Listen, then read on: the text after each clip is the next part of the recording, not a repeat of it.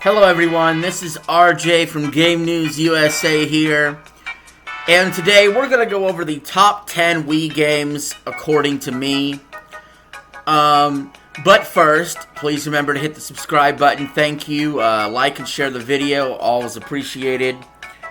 So, let me give you some background on the Wii before we get into it. It was Nintendo's first home console that sold over 100 million units. It came out in 2006. And I could say after seeing every Nintendo console before it decline in sales, the NES sold 63 million, the Super Nintendo about 50, the N64 36, the GameCube 24. Nintendo was desperate to change gaming, to revolutionize it. And so they had an underpowered system, the Wii.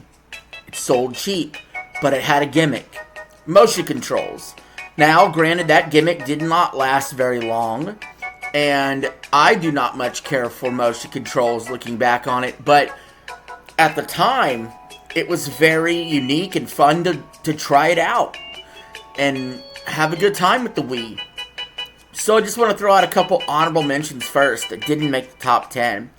Wii Sports and Wii Sports Resort were absolutely phenomenal games that deserve to be mentioned, even if they're not in my top 10, because it drove the system, and they were really fun to play with friends. I'm not gonna lie.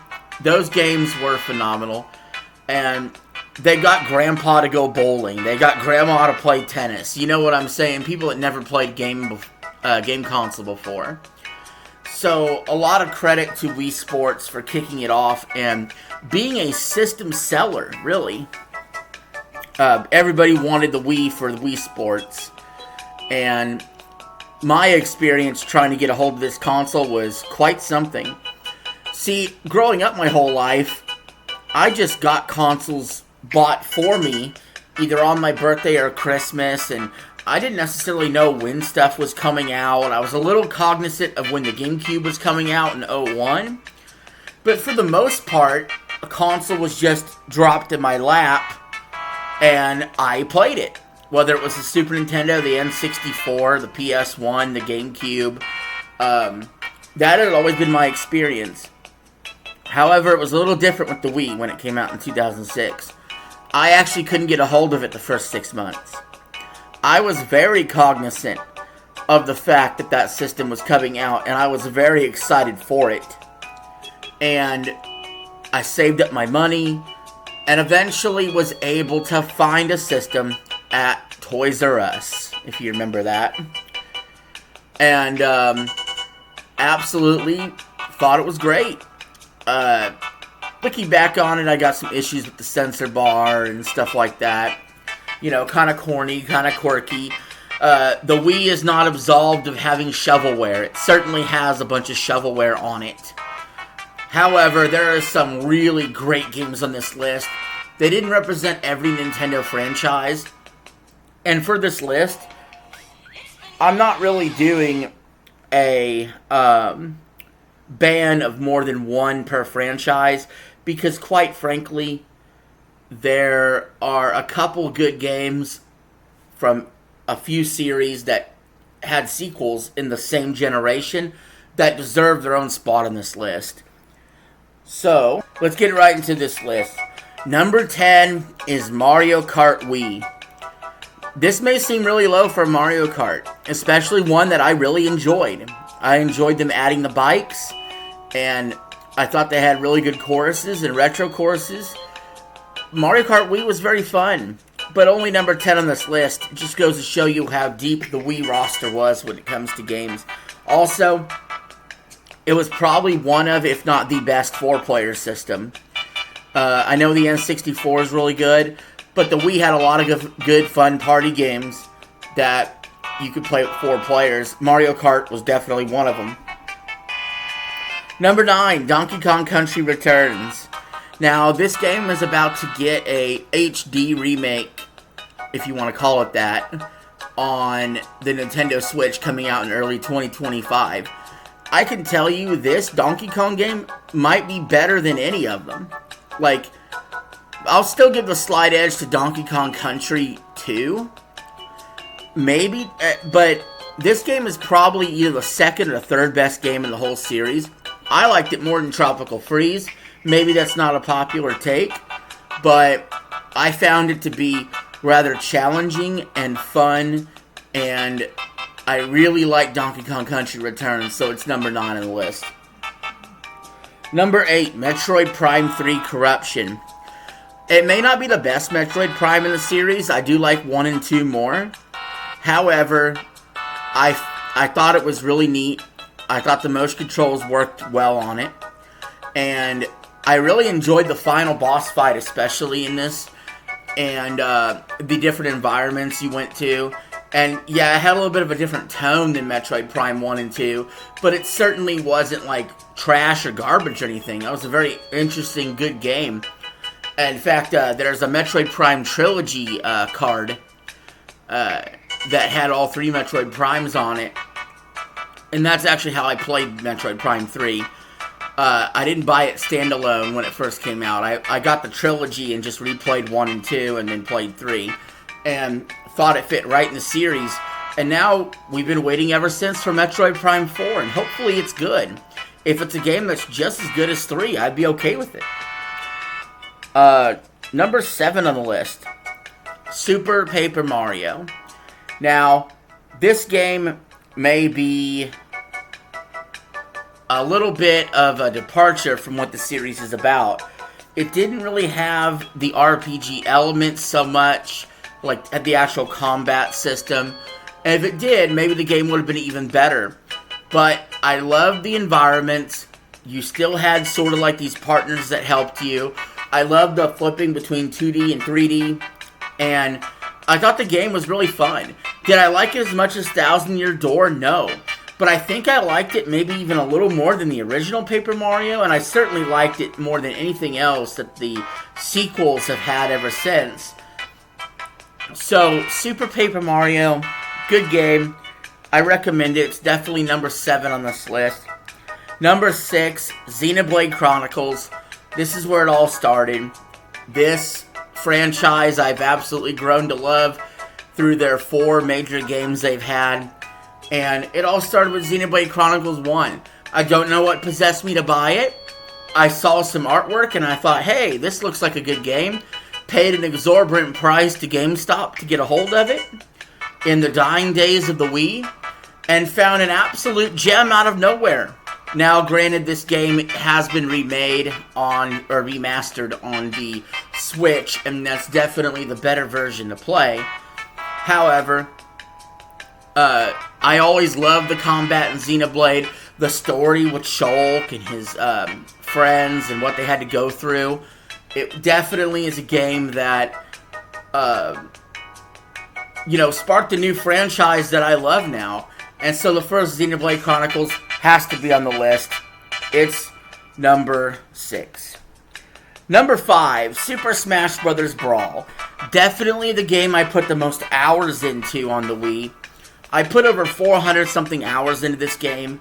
I actually did like all 128 achievements you can get or whatever, which included stuff like beating intense boss battles and collecting all 700 stickers.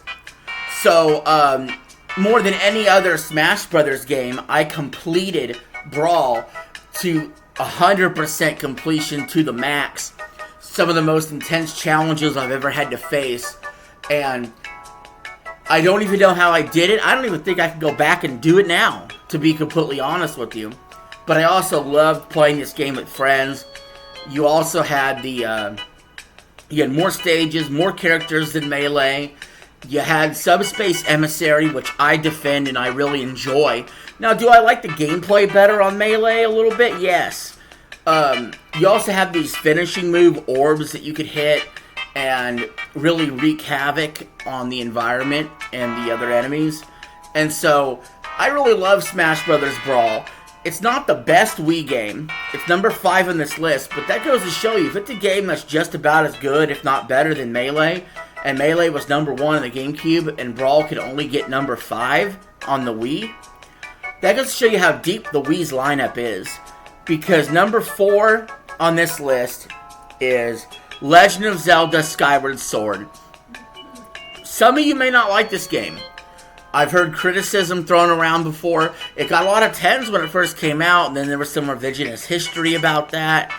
But the Wii Motion Plus, the way you controlled sword movement, it was really good. In fact, you could rebuy this game remastered on the Switch. Although I wish they would have just went with completely standard controls now, but they have a little, like, clicking the joystick in 8 different directions to swing your sword. I don't really like that very much.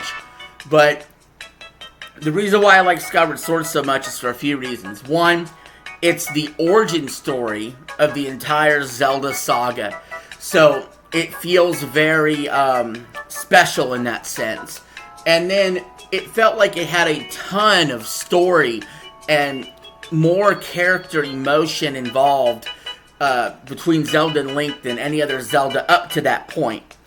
I would say certain things might have carried over into Breath of the Wild, and even more things carried over into Tears of the Kingdom when it comes to how they handled Skyward Sword and it's the way that characters told their stories.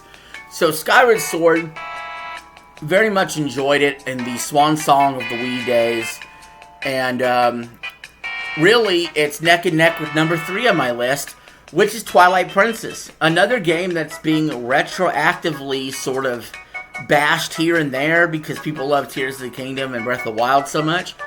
But Twilight Princess, when it was the trailer was revealed, grown men cried. Literally. And this is the dark, gritty Zelda of the series. This is one of my favorite Zelda games ever, period. And I really just enjoyed how it felt like Ocarina of Time, but in some ways just more modern, more epic. And the final boss fight was so awesome. And so Twilight Princess, that was the reason I bought a Wii. I mean, Wii Sports was cool, it was in the package, and I definitely enjoyed it. But Twilight Princess being there around launch, that's why I fought so hard to get a Wii. Because I wanted to play Twilight Princess really badly. And that is number 3 on my list. Number 2 is Super Mario Galaxy 2. Now, some would say it took everything Galaxy did and made it better. Others would say, oh, it was just what's leftovers from Galaxy, and let's make it a game. I'm in the middle on that. I think both Galaxy 2 and Galaxy 1 are phenomenal games. Obviously. But I love Galaxy 2 because you can ride Yoshi. And I don't know if the overworld's any better or worse, the way that they positioned it instead of how they did in the original Galaxy. But I had a blast playing it. It makes me wish we had an Odyssey 2 to Mario Odyssey on the Switch, but we never got one, which is kind of weird. Hope to God we get a 3D Mario at launch of the Switch 2. If not, that would be very disappointing. And that brings me to number 1. And this has to be the first Super Mario Galaxy. Because as great as Super Mario Galaxy 2 was, Galaxy 1 obviously did it first. You had Mario in space. You had Rosalina. You had all the different elements using anti-gravity and all these new environments that Mario had never been in before. For some people growing up, this is their Mario 64 or their Super Mario World. This is what they'll be talking about 20, 30, 40 years from now, as far as this was the first game I played and I enjoyed the hell out of it. Now for me, I had been through all these other Mario games, and this concept of putting Mario in space was such a brilliant idea. We could almost never get away from it. Like, in the future, we're going to see more Mario in space. Some way, somehow, it's happening, people. Because Mario Galaxy is such a phenomenal game. And with that, guys, I'm going to end the video. Thank you all for watching. Please, in the comments below, list some of your favorite Wii games. And I'll talk to you the next time. Thank you. Have a good one.